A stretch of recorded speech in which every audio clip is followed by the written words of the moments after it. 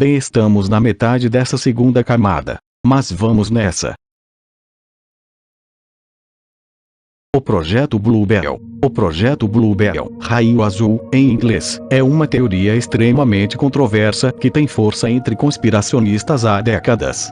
A conspiração defende que a nova ordem mundial irá utilizar uma avançada tecnologia de hologramas para criar falsos alertas de invasões alienígenas ou de um despertar religioso de grandeza mundial a fim de garantir a submissão das massas. Diante do cenário caótico, a população mundial iria aceitar um novo governo e uma nova religião que garantiria a dominação da civilização humana por meio da manipulação. As primeiras defesas da teoria foram apresentadas em 1994 pelo jornalista e conspiracionista Serge Monast, de Quebec, Canadá, e depois publicadas em um livro. Os defensores da teoria defendem que Monast e outro jornalista, que morreram de ataque cardíaco em 1996, na verdade foram assassinados por terem descoberto o plano. Além disso, o governo canadense teria sequestrado a filha do teórico para tentar convencê-lo a abandonar a investigação. Aparentemente, o projeto Bluebell deveria ter sido implantado em 1983, segundo a teoria, mas isso nunca aconteceu. Então, ele foi reagendado para 1995 e, mais tarde, para 1996. Monast acreditava que o Bluebell já seria um sucesso por volta do ano 2000. A teoria. A morte de Serge Monast impediu que sua teoria se espalhasse com mais força pelo mundo na forma de materiais oficiais publicados em inglês, mas não deixou de garantir uma base estruturada que permitisse sua sobrevivência décadas depois. Atualmente, a teoria é extremamente popular na internet, considerando o cenário das teorias da conspiração, com vários sites dedicados ao tema e uma infinidade de vídeos no YouTube. O material original, no entanto, é bem escasso. O que existe de publicado defende que o objetivo do projeto Bluebell é instalar uma nova era por meio de uma religião global. O conceito de apresentar a religião como forma de controle não é nada novo, mas a existência de religiões múltiplas, cultos dissidentes e ateístas sugerem que controlar toda a população a partir de uma única religião não é algo fácil. Tentativas de estabelecer isso no passado, como a Inquisição, utilizaram de autoritarismo e funcionaram em apenas uma parte do mundo. A teoria de Monast, no entanto, sugere a utilização de tecnologia avançada capaz de enganar as pessoas. Para isso, o plano supõe que ninguém poderia perceber a realização do truque, o que é algo extremamente contestado por quem desacredita a teoria. Etapas. De acordo com Monast, a implementação do Bluebell deveria passar por 4 etapas. Na primeira delas, haveria a dissolução das maiores religiões do mundo, especificamente a partir da negação de doutrinas do cristianismo e do islamismo. Falsas descobertas arqueológicas seriam anunciadas para finalmente explicar às pessoas o erro fundamentais das doutrinas religiosas. O segundo passo envolve um gigantesco show espacial com projeções holográficas em 3 dimensões sobre todo o planeta. As projeções iriam tomar a forma de divindades predominantes em cada região, falando em todas as línguas. Ao final do show de luzes, os deuses se uniriam na forma de um só Deus, o Anticristo. Nessa etapa, a união dos hologramas criaria um caos que destruiria as ordens religiosas como conhecemos, liberando milhões de fanáticos religiosos numa escala nunca vista antes. Para a terceira etapa, começaria um processo de comunicação eletrônica e telepática de 2 vias. O processo envolve fazer as pessoas acreditarem que um Deus está se comunicando com elas por meio de telepatia. A informação seria projetada nas mentes individuais a partir de ondas de rádio de frequência extremamente baixa. O quarto e último passo deveria ser dividido em 3 etapas. Primeiramente, seria preciso fazer a humanidade acreditar que uma invasão alienígena iria tomar as principais cidades do mundo e os cristãos deveriam acreditar que o arrebatamento estaria próximo. Depois, uma mistura de forças eletrônicas e sobrenaturais iria se instalar em todos os equipamentos eletrônicos e criar um caos mundial. Nesse momento, as pessoas finalmente estariam prontas para aceitar, ou até pedir de forma desesperada, a nova ordem mundial. Ainda que o cenário pareça fantasioso demais para muitos, é defendido por conspiracionistas com garra. E você, acredita que isso tudo pode ser real? Será que realmente seremos vítimas de um plano que irá nos controlar de forma tão brutal? Apresente sua opinião nos comentários para discutir o tema tão polêmico. Ocultismo. Ocultismo, da palavra em latim ocultus, escondido, secreto, é o conhecimento do oculto. No uso comum da língua inglesa, oculto refere-se ao conhecimento do paranormal, em oposição ao conhecimento do mensurável, geralmente referido como ciência. O termo é, por vezes, entendido como conhecimento do que destina-se apenas a certas pessoas ou que deve ser mantido escondido, mas para a maioria dos praticantes ocultistas é simplesmente o estudo de uma realidade espiritual mais profunda, que se estende além da razão pura e das ciências físicas. Os termos esotérico e arcano têm significados muito semelhantes e, por vezes, são intercambiáveis. Ele também descreve o número de organizações mágicas ou ordens, os ensinamentos e práticas ministradas por eles, e em grande parte da literatura atual e histórica e a filosofia espiritual relacionada a este assunto. Ocultismo é um conjunto vasto, um corpo de doutrinas proveniente de uma tradição primordial que se encontraria na origem de todas as religiões e de todas as filosofias, mesmo as que, aparentemente, dele parecem afastar-se ou contradizê-lo. O homem aqui retratado seria um completo e arquétipo, composto não apenas de corpo, mas também de emoção, razão e alma, como divide a Cabala. Segundo algumas tradições monoteístas e ocultistas, as religiões do mundo teriam sido inspiradas por uma única fonte sobrenatural. Portanto, ao estudar essa fonte, chegar-se à religião original. Outras tradições de orientação panteísta acreditam em milhares de fontes em razão de seus vários deuses. O hinduísmo e o shintoísmo são alguns exemplos.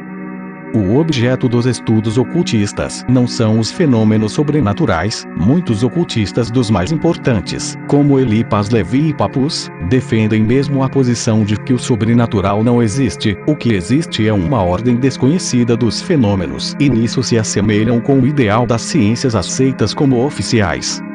Muitas vezes um ocultista é referenciado como um mago. Alguns acreditam que estes antigos magos já conheciam a maior parte das descobertas da ciência contemporânea e até além delas, tornando estas descobertas meros achados.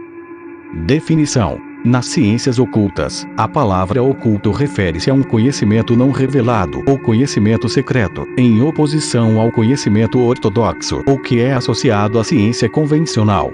Para as pessoas que seguem aprofundando seus estudos pessoais de filosofia ocultista, o conhecimento oculto é algo comum e compreensível em seus símbolos, significados e significantes. Este mesmo conhecimento não revelado ou oculto é assim designado, por estar em desuso ou permanecer nas raízes das culturas. Originalmente no século XIX era usado por ter sido uma tradição que teria se mantido oculta à perseguição da igreja e da sociedade e por isso mesmo não pode ser percebido pela maioria das pessoas. Mesmo que muitos dos símbolos do ocultismo estejam sendo utilizados normalmente e façam parte da linguagem verbal ou escrita, permanecem assim, ocultos o seu significado e seu verdadeiro sentido. Desta maneira, tudo aquilo que se chama de ocultismo seria uma sabedoria intocada, que poucas pessoas chegam a tomar conhecimento, pois está além da visão objetiva da maioria, ou de seu interesse. O ocultismo sempre foi concebido desde o início como um saber acessível apenas às pessoas iniciadas, ou seja, para aquelas que passaram por uma iniciação, uma inserção num grupo separado do comum e do popular, ou mesmo uma espécie de batismo, onde as pessoas seriam escolhidas, então guiadas e orientadas a iniciar numa nova forma de compreender e pensar o que já se conhece, transcendendo-o. A percepção do oculto consiste, não em acessar fatos concretos e mensuráveis, mas trabalhar com a mente e o espírito. Refere-se ao treinamento mental, psicológico e espiritual que permite o despertar de faculdades ocultas. História: as raízes mais antigas conhecidas do ocultismo são os mistérios do Antigo Egito, relacionados com o deus Hermes ou Thoth. Essa parte do ocultismo ou doutrina é tratada no hermetismo. Na Idade Média, principalmente na Península Ibérica, devido à presença de muçulmanos e judeus, floresceu a alquimia, ciência relacionada com a manipulação dos metais, que segundo alguns, seria na verdade uma metáfora para um processo mágico de desenvolvimento espiritual. Tanto a alquimia quanto o ocultismo receberam influência da cabala judaica, um movimento místico e esotérico pertencente ao judaísmo. Alguns destes ocultistas medievais acabaram sendo condenados pela Inquisição, acusados de serem bruxos e terem feito pacto com o diabo. Mas existem trabalhos relacionados à cabala durante toda a Idade Média e de alquimia na Baixa Idade Média. O ocultismo ressurgiu no século XIX, com os trabalhos de Eliphas Levi, Helena Petrovna Blavatsky, Papus, Aleister Crowley, Rudolf Steiner, Joan Grant, Edgar Cayce, Alice Bailey e outros. A partir do século XX, a teosofia brasileira também tem difundido este conhecimento metafísico e iniciático. Magia. Magia é a aplicação de crenças, rituais ou ações empregadas na convicção de que elas podem subjugar ou manipular seres e forças naturais ou sobrenaturais. É uma categoria na qual foram colocadas várias crenças e práticas, às vezes consideradas separadas tanto da religião quanto da ciência. Embora as conotações tenham variado de positivas a negativas às vezes ao longo da história, o mágico continua a ter um importante papel religioso e medicinal em muitas culturas hoje. Na cultura ocidental, a magia foi ligada a ideias do outro, do estrangeiro e primitivismo, indicando que é um poderoso marcador de diferença cultural e, da mesma forma, um fenômeno não moderno. Durante o final do século XIX e início do XX, os intelectuais ocidentais percebiam a prática da magia como um sinal de uma mentalidade primitiva e também a atribuíram comumente a grupos marginalizados de pessoas. No ocultismo moderno e nas religiões neopagas, muitos autodenominados magos e bruxas praticam regularmente magia ritual, definindo magia como uma técnica para trazer mudanças no mundo físico por meio da força de vontade. Esta definição foi popularizada por Aleister Crowley, 1875-1947, um influente ocultista britânico, e desde então outras religiões, por exemplo o Wicca e satanismo laveiano, e sistemas mágicos, por exemplo, magia do caos, adotaram-na. Etimologia. As palavras magia, mago e mágico vêm do latim magus, através do grego min, que vem do antigo persa magu. Mago. Em persa antigo magu, é derivado do proto-indo-europeu mag, poder. O termo persa pode ter levado ao semítico antigo ag, mago ou xamã. A forma persa antiga parece ter permeado as línguas semíticas antigas, como o magosh hebraico talmúdico, o angush aramaico, mago, e os magdim caldeus, sabedoria e filosofia. Do século IAC em diante, os magos assírios ganharam notoriedade como mágicos e adivinhos. Durante o final do sexto e início do século VAC, esse termo encontrou seu caminho no grego antigo, onde foi usado também com conotações negativas para se aplicar a ritos considerados fraudulentos, não convencionais e perigosos.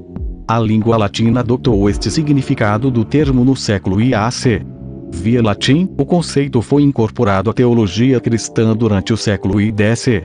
Os primeiros cristãos associavam magia a demônios e, portanto, consideravam-na como contrária à religião cristã.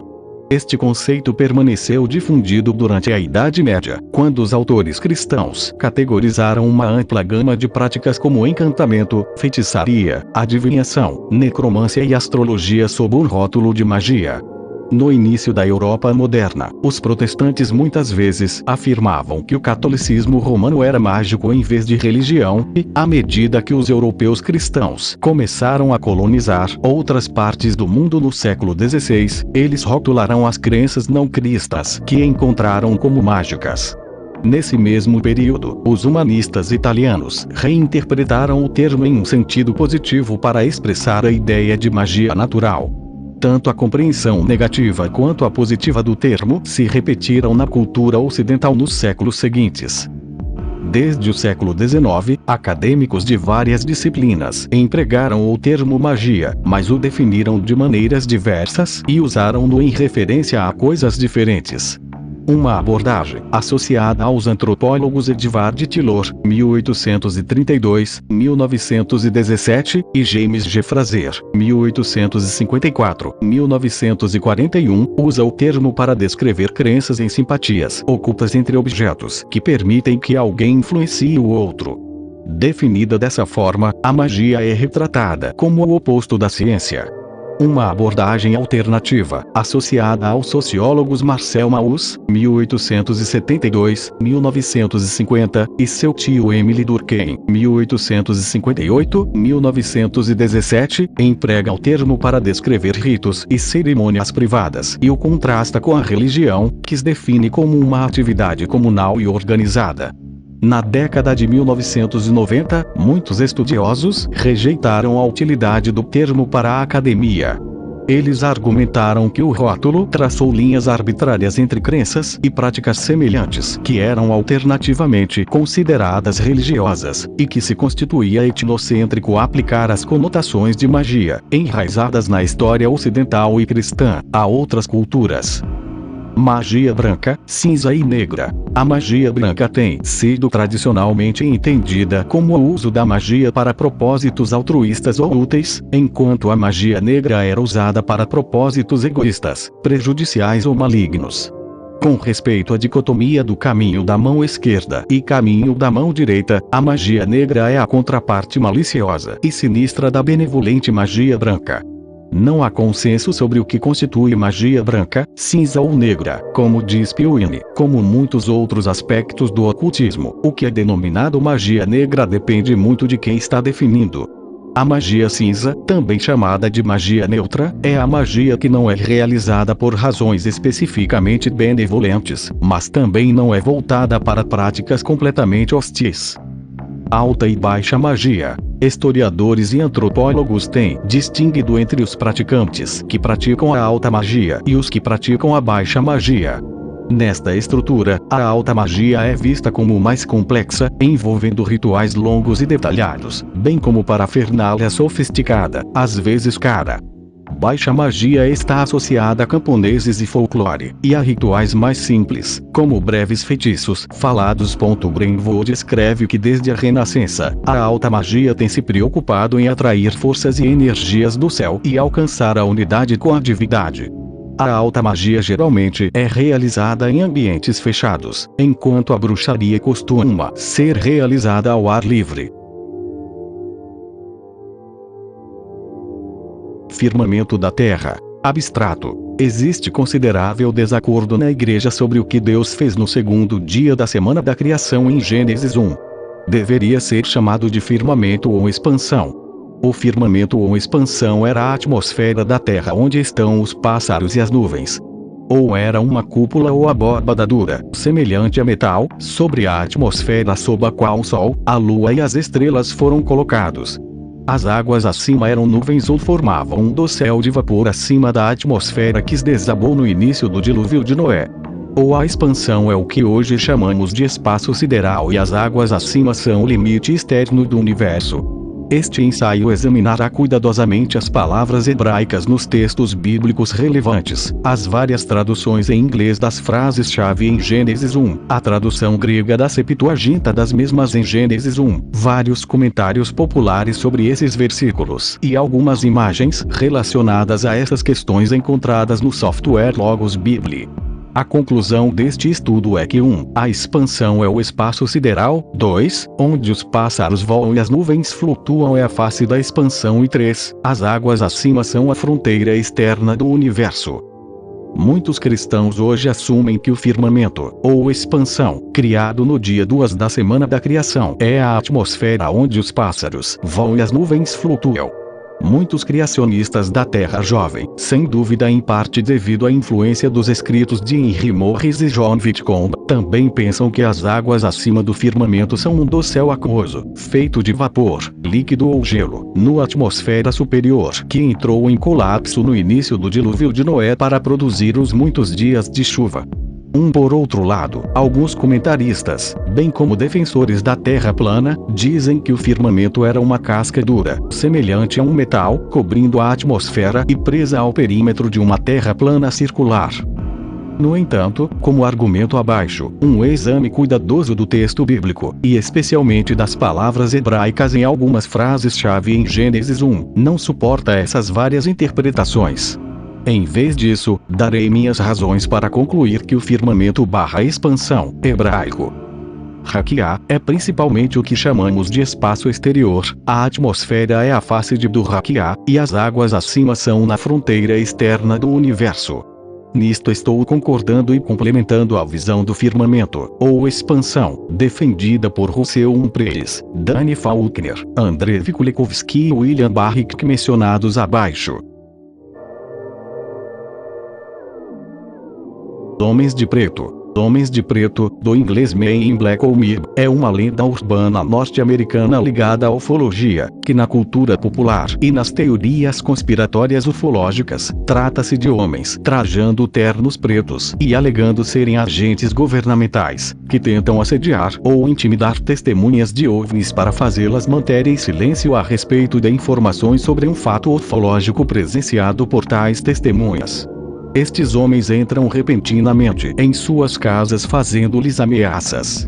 Por vezes, sugere-se que eles mesmos sejam extraterrestres.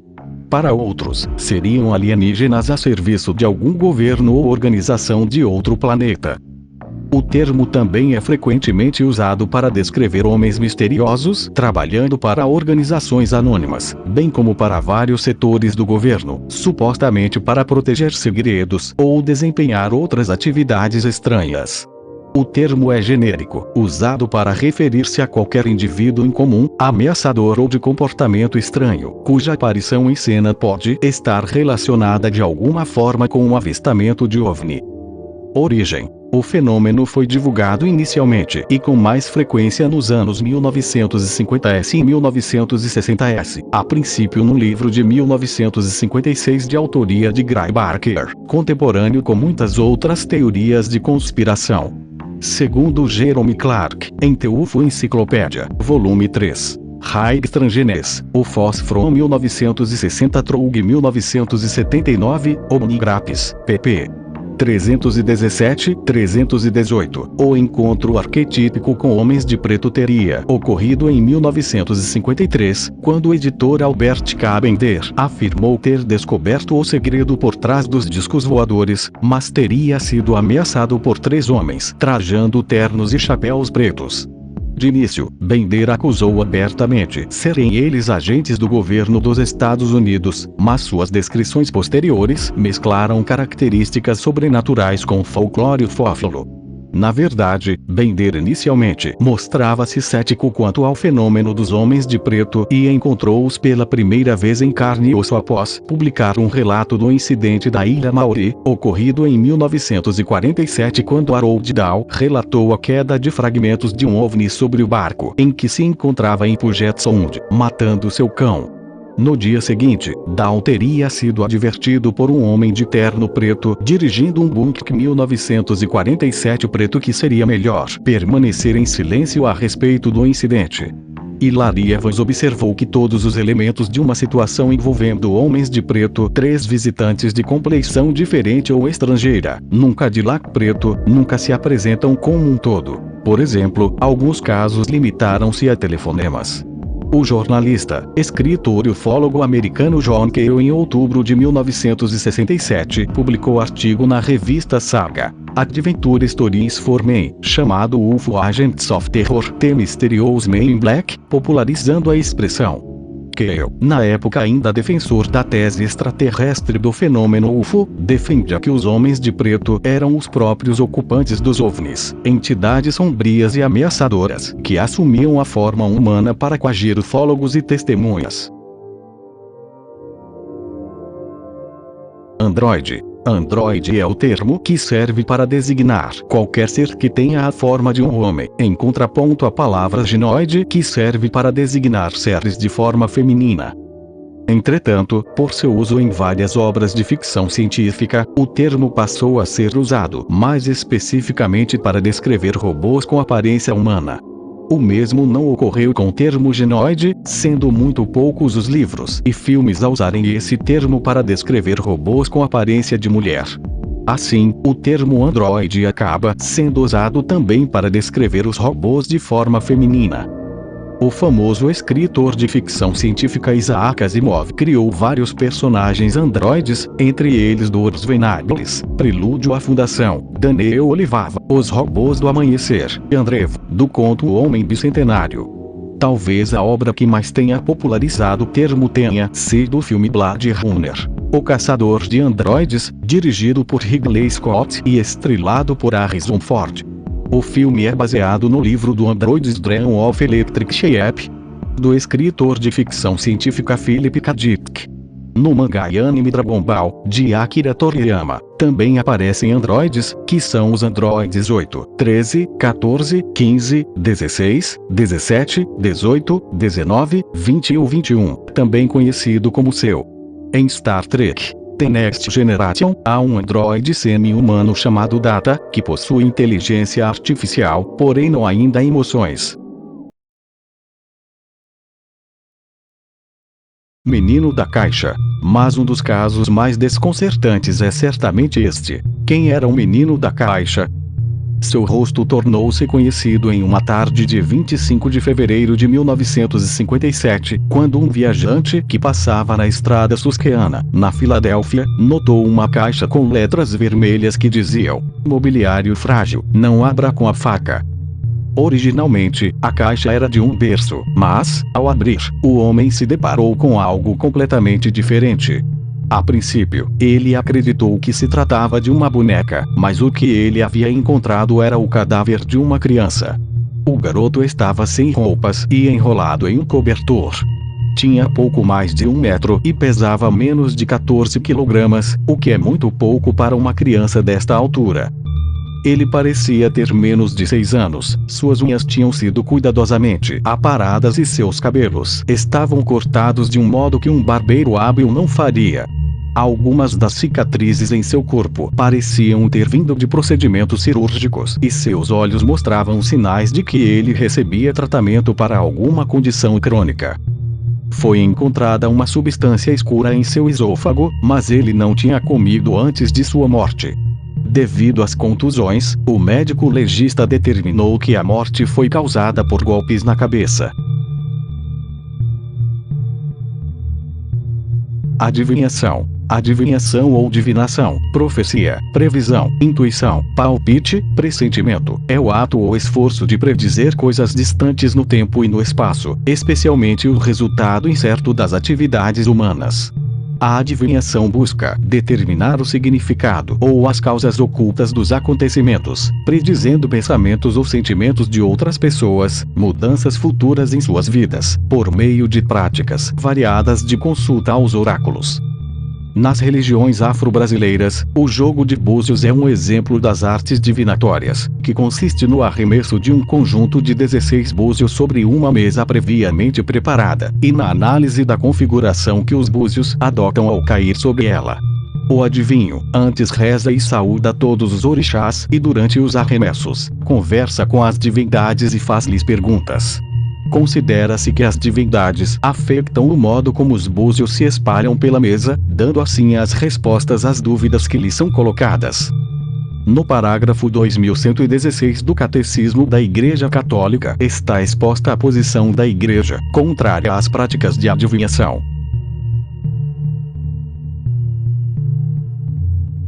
Multiverso. Multiverso é um termo usado para descrever o conjunto hipotético de universos possíveis, incluindo o universo em que vivemos. Juntos, esses universos compreendem tudo o que existe, a totalidade do espaço, do tempo, da matéria, da energia e das leis e constantes físicas que os descrevem. Gigantes. Gigantes são figuras comuns em folclores e lendas, sendo caracterizados como humanos ou humanoides de grande tamanho, que varia em cada lenda. Graças à sua grande estatura, são atribuídos a gigantes grande força e resistência. Algumas vezes são retratados como burros e ignorantes, e outras como inteligentes e até amigáveis. Um conceito simples: gigantes aparecem em lendas e histórias de todo o mundo, até mesmo sendo citados na Bíblia. Os gigantes para a mitologia nórdica são os inimigos dos deuses supremos, como Genrod, que trava uma batalha mortal com Thor, o qual é filho do poderoso deus Odin. Estes seres são enormes em suas proporções físicas e têm a capacidade de se transformarem em quaisquer criaturas, animada ou inanimada, dos quatro cantos do mundo. Assim, tendo o poder de enganar qualquer um que passar pelos seus caminhos. Gigantes são mencionados na Bíblia, no livro do Gênesis, capítulo 6, lê-se: Viram os filhos de Deus que as filhas dos homens eram formosas, e tomaram para si mulheres de todas as que escolheram.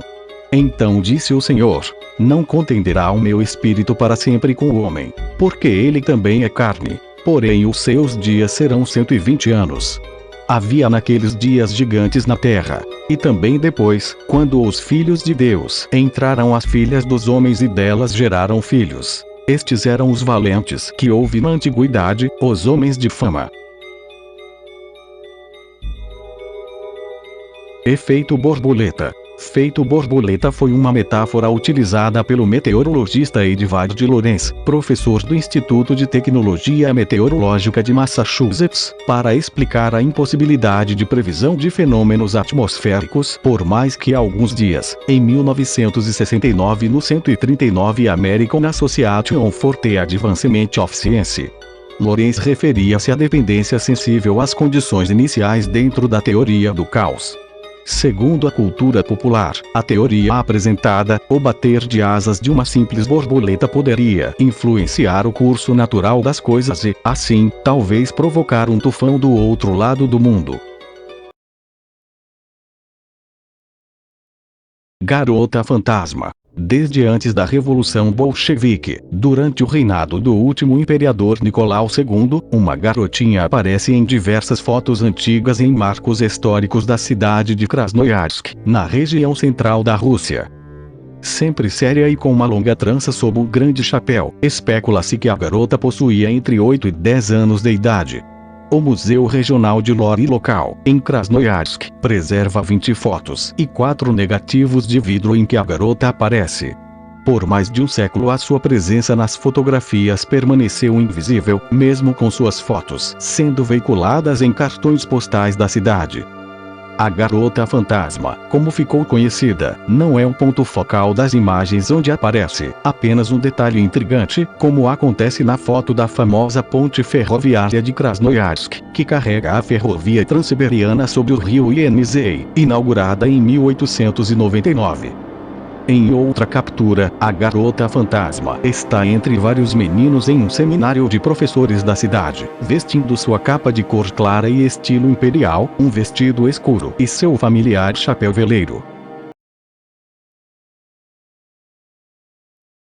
Lula do poço de petróleo. O oil pit squid, e um cryptid como o próprio nome sugere, é um avistamento estranho de pequenas criaturas parecidas com lulas e óleo. Em 1996, trabalhadores limpando um poço de lodo em Anderson, Indiana, no GMC Delphi interior, encontraram estranhas lulas vermelho-acinzentadas de 6 a 8 polegadas de comprimento, nadando em líquido tóxico entre anticongelante e peças de automóveis. Um foi pego e colocado em uma jarra que estava armazenada em uma fábrica, mas desapareceu antes que mais pesquisas fossem feitas. Não foram encontrados mais espécimes mesmo após a limpeza e inspeção da cova. E embora esse avistamento tenha confundido as pessoas por anos, fazendo com que as pessoas acreditassem em esporos alienígenas, eles poderiam ter sido minhocas mutantes, ou crescimento maciço de bactérias, ou possivelmente uma farsa. História. Um trabalhador declarou: "Eu moro em Indianápolis. Há uma cidade industrial chamada Anderson cerca de 20 a 30 minutos ao norte da cidade. Esta história foi originalmente contada a mim por um cara com quem trabalho e mora em Anderson. Na fábrica da Delphi, eles tinham um tanque que usavam para armazenar subprodutos e produtos químicos da fabricação de para-choques. Eles encontraram várias criaturas parecidas com lulas nessa gosma tóxica. Um aparentemente tinha um olho. Os espécimes foram levados e ninguém os viu novamente. Nenhuma palavra foi enviada sobre o que realmente era. Havia alguns deles. Eles aparentemente eram um pouco transparentes e pareciam lulas. Quase tão grandes quanto sua mão. Esses produtos químicos não seriam propícios a qualquer tipo de vida. É chamado de lula do poço de óleo.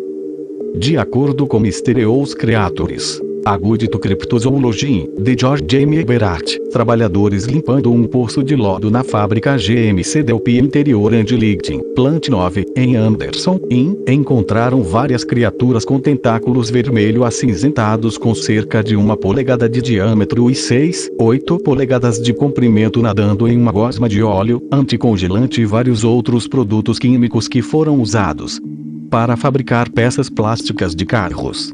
Um foi colocado em uma jarra, mas ficou na fábrica por um mês antes que alguém na gerência tentasse enviá-lo a um laboratório para ser examinado, momento em que o espécime havia desaparecido em uma lata de lixo ou talvez no porta-luvas de um funcionário curioso.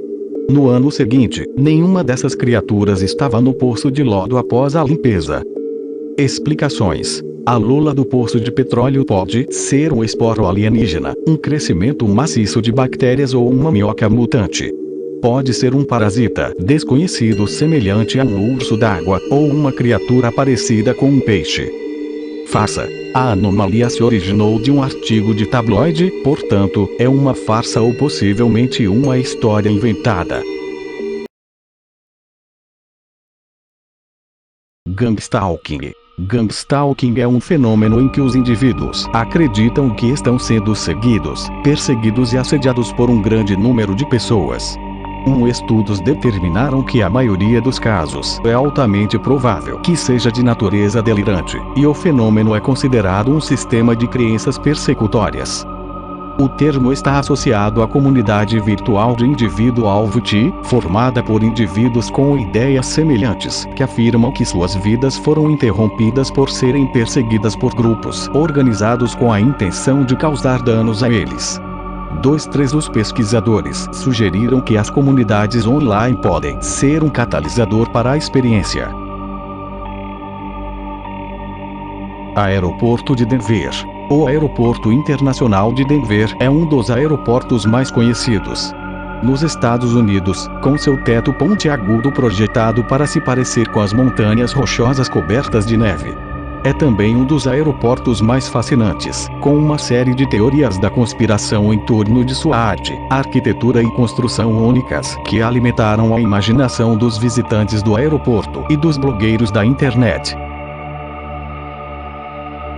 Bloop. O bloop é um som submarino de frequência ultrabaixa extremamente poderosa detectado pelo National Oceanic and Atmospheric Administration durante várias vezes no verão de 1997, e a sua origem continua sendo um mistério. O som nunca mais foi detectado.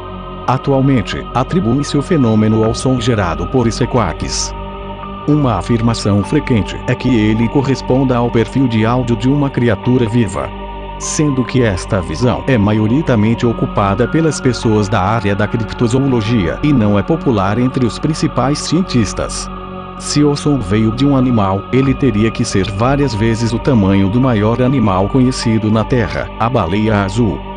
Teoricamente, o bloop poderia ser produzido por uma máquina. A frequência é possível, mas o volume seria mais difícil de produzir. Um submarino nuclear é uma hipótese possível, quando um submarino submerge ou ressurgir serve como lastro. O tempo de enchimento desses reatores pode durar entre 30 segundos a 1 minuto. O som aumentava rapidamente na frequência durante cerca de 1 minuto e foi de amplitude suficiente para ser ouvida em vários sensores, a uma distância de mais de 5.000 km. Há vários casos registrados de sons desconhecidos como o bloop, e assim, o bloop não é um fenômeno único. Atualmente, estudos mostraram haver consistência entre o fenômeno bloop e o som gerado pelo quebramento de geleiras. Gasser louco de Matoron. O Gasser louco de Matoron, também conhecido como o Proveller anestésico, o anestesista fantasma ou simplesmente o Gasser louco, foi o nome dado à pessoa ou pessoas que se acredita serem responsáveis por uma série de ataques de gás aparentes que ocorreu em Matoron, Illinois, em meados da década de 1940. Mais de 2 dúzias de casos separados de gaseamento foram relatados à polícia ao longo de 2 semanas, além de muitos outros avistamentos relatados do suposto agressor. As supostas vítimas do Gasser relataram sentir cheiros estranhos em suas casas, que logo foram seguidos por sintomas como paralisia das pernas, tosse, náuseas e vômitos. Ninguém morreu ou teve sérias consequências médicas. A polícia permaneceu cética em relação às contas durante todo o incidente. Nenhuma evidência física foi encontrada, e muitos gaseamentos relatados tinham explicações simples, como esmalte de unha derramado ou odores provenientes de animais ou fábricas locais. Vítimas se recuperaram rapidamente de seus sintomas e não sofreram efeitos a longo prazo. No entanto, os jornais locais publicaram artigos alarmistas sobre os ataques relatados e trataram os relatos como fatos. Os ataques são amplamente considerados um caso de histeria em massa. No entanto, outros sustentam que o Mad Gasser realmente existiu, ou que os ataques percebidos têm outra explicação, como a poluição industrial. Conspiração de Bielefeld. A conspiração de Bielefeld, alemão, Bielefeldverschwörung ou Bielefeldverschwörung, pronunciado B. L. F. LTF. É uma teoria da conspiração satírica que afirma que a cidade de Bielefeld, na Alemanha, não existe, mas é uma ilusão propagada por várias forças. Publicada pela primeira vez na Usenet alemã em 1994, a conspiração já foi mencionada no marketing da cidade, e aludida em um discurso da chanceler Angela Merkel. A teoria da conspiração foi divulgada pela primeira vez em uma postagem no grupo de notícias de .tal.bizarre em 16 de maio de 1994 por Ashfield, um estudante de ciência da computação da Universidade de Kiel. Quando um amigo de Ashfield conheceu alguém de Bielefeld em uma festa estudantil em 1993, ele disse das Gibits durch gar nicht, uma frase comparável a não acredito, significando descrença ou surpresa. No entanto, sua tradução literal é isso não existe, sugerindo, ambiguamente, não apenas que a afirmação não era real, mas também que a cidade também não é real. A partir daí, espalhou-se por toda a comunidade da internet de língua alemã e perdeu pouco de sua popularidade, mesmo depois de 28 anos. Em uma entrevista de televisão realizada para o 10º aniversário da postagem do grupo de notícias, Eld afirmou que esse mito definitivamente se originou de sua postagem da Usenet, que era apenas uma piada. De acordo com Eld, a ideia para a teoria da conspiração se formou em sua mente em uma festa estudantil enquanto falava com o ávido leitor de revistas New Age, e de uma viagem de carro por Bielefeld no momento em que a saída da Autobahn para ela estava fechada.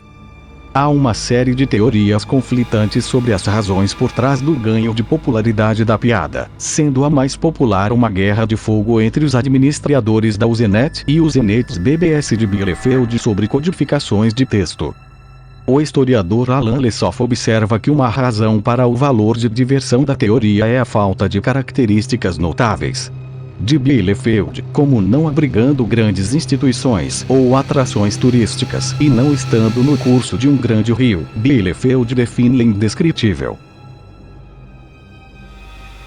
Skinwalker. Os Skinwalkers são descritos como humanos com a capacidade de se transformar em animais. Seu gênero pode ser tanto masculino quanto feminino. Eventualmente a criatura requer um contato com um pelo do determinado animal a ser transmutado. Porém, isso nem sempre é necessário. A criatura está bem presente na cultura dos nativos norte-americanos, principalmente quando se trata dos Navajós, que são um povo indígena que hoje ocupa um planalto que atravessa a maior parte do Arizona, do Novo México e de Utah. Em termos territoriais, é considerado o maior espaço nativo dos Estados Unidos. Os zodíacos. Zodíaco, do latim zodíacos, por sua vez do grego antigo. D. A. Trâncio. Zodíacos Quítulos, círculo de animais, derivado de in. D. Trâncio. Zodion, diminutivo de in. Zoon, animal, é uma faixa imaginária do firmamento celeste que se estende aproximadamente ao oitavo ao norte e ao sul, medida em latitude celeste, da eclíptica, a qual inclui as órbitas aparentes do Sol, da Lua e dos planetas Mercúrio, Vênus, Marte, Júpiter, Saturno, Urânio e Netuno. As divisões do zodíaco representam constelações da astronomia e signos da astrologia. Na astrologia ocidental, e anteriormente na astronomia, o zodíaco é dividido em 12 signos, cada um ocupando 30 de longitude celestial e correspondendo aproximadamente às constelações estelares: Áries, Touro, Gêmeos, Câncer, Leão, Virgem, Libra, Escorpião, Sagitário, Capricórnio, Aquário e Peixes. Esses signos astrológicos formam um sistema de coordenadas celestes, ou mais especificamente um sistema de coordenadas eclípticas, que toma a eclíptica como origem da latitude e a posição do Sol no equinócio vernal como origem da longitude. O zodíaco estava em uso na era romana, baseado em conceitos herdados pela astronomia helenística e pela astronomia babilônica do período caldeu, meados do primeiro milênio AC, que, por sua vez, derivava de um sistema anterior de listas de estrelas ao longo da eclíptica. A construção do zodíaco é descrita na abrangente obra de Ptolomeu do século II DC, ou Almagesto. Embora o zodíaco permaneça à base do sistema de coordenadas eclípticas em uso na astronomia, além do sistema equatorial, o termo e os nomes dos 12 signos são hoje principalmente associados à astrologia horoscópica. Na astronomia, o zodíaco de um determinado planeta é a faixa que contém o caminho desse corpo em particular. Por exemplo, o zodíaco da Lua é a faixa de quinto acima e abaixo da eclíptica. Por extensão, o zodíaco dos cometas pode se referir à banda que abrange a maioria dos cometas de curto período. Bem, finalmente terminamos a 2 parte. Esta cada vez mais profundo. Espero que tudo dê certo.